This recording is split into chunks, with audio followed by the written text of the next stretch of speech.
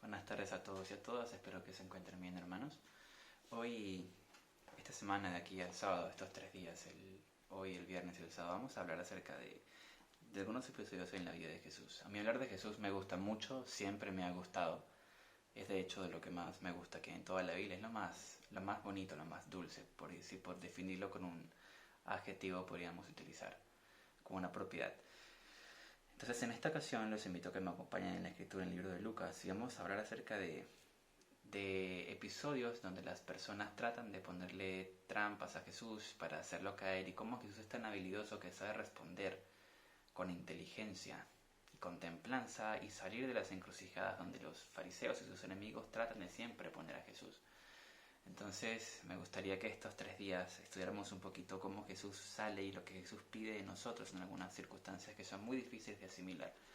En esta ocasión me gustaría hablar de acerca de 2 veces que estuvieron a punto de matar a Jesús, que la gente le quiso quitar la vida instantáneamente, sin esperar a juicio de ninguna otra cosa, ni en ninguna otra cosa, perdón.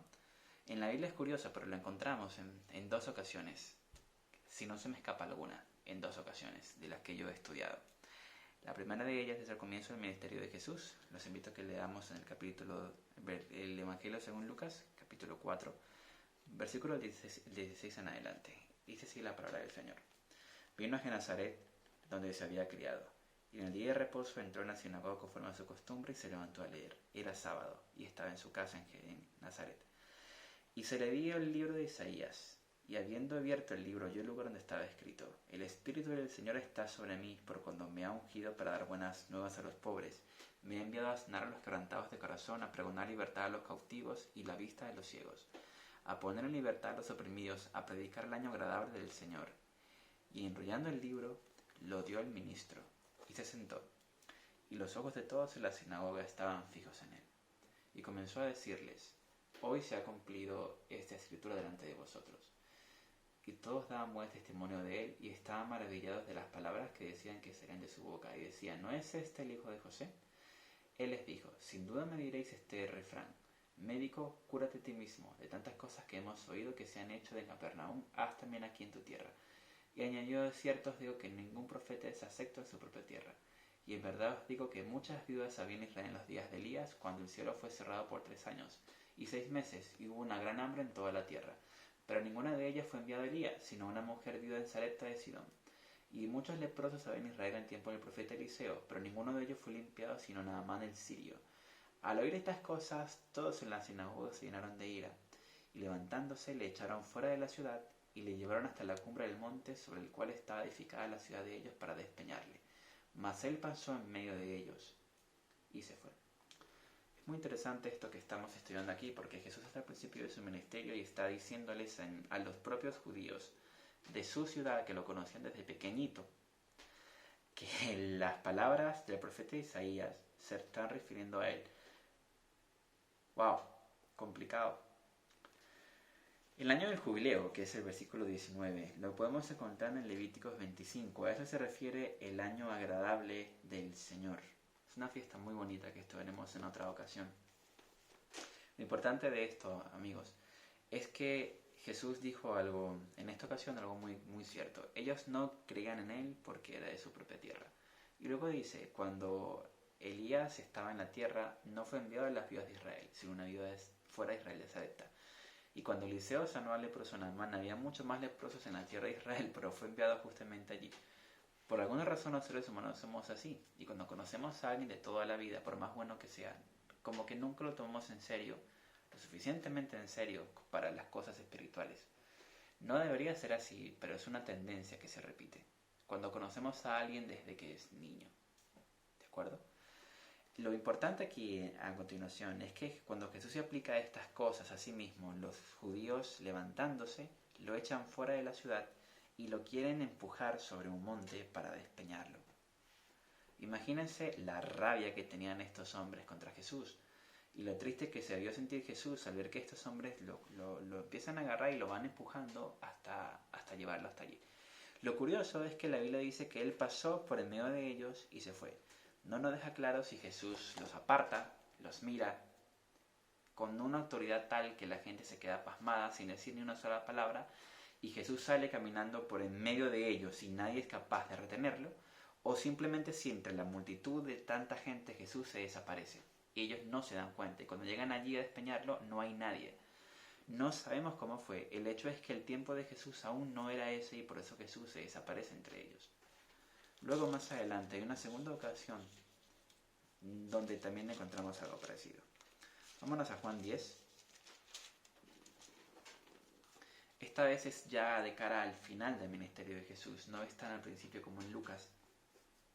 En Juan 10 Jesús está hablando acerca de la parábola del redil, del que el buen pastor es aquel que entra por la puerta y no el que entra por otro sitio porque entra para saquear.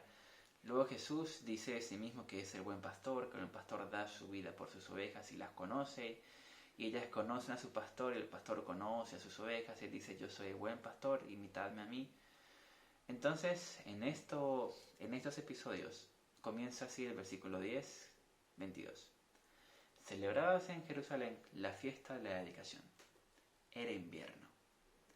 Y Jesús andaba en el templo por el pórtico de Salomón. Y le rodearon los judíos y le dijeron, ¿hasta cuándo nos turbarás el alma?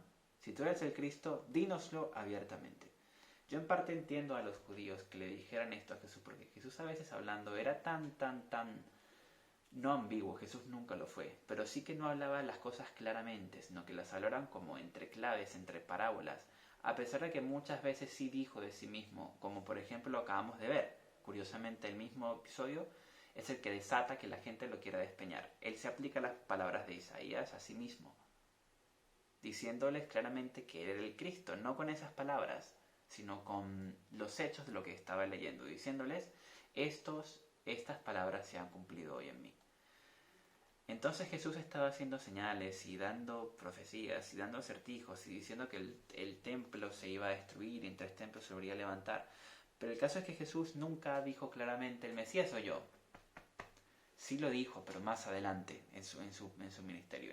Antes del juicio, no encontramos una sola cita donde el Señor Jesús se aplique a sí mismo diciendo, yo soy el Salvador del mundo, yo soy el Mesías. Sí que se aplicó el título del Cristo, de Hijo de Dios. Pero no les dijo claramente que era el Mesías con señales como ellos esperaban que se las dijera. A esto me refiero. Entonces los judíos le dicen, déjate de tantas historias y dinos realmente si tú eres el Cristo que nosotros por tanto tiempo hemos esperado y manifiéstalo de una vez por todas y haznos creer en ti, porque estamos cansados que nos digas lo que hacemos mal o que nos sales en parábolas y nos cuesta entender lo que dices. Así que por favor explícate. A lo que Jesús le responde como siempre, no una respuesta fácil ni rápida, ni la respuesta a su pregunta, sino que le contesta con una amplia disertación. En esto Jesús era muy bueno. Acompáñame. Versículo 25. Jesús les respondió, os lo he dicho y no creéis. Las obras que yo hago en nombre de mi Padre, ellas dan testimonio de mí. Pero vosotros no creéis, porque no sois de mis ovejas, como os he dicho. Mis ovejas oyen mi voz y yo las conozco y me siguen. Y yo les doy vida eterna y no perecerán jamás, ni nadie las arrebatará de mi mano.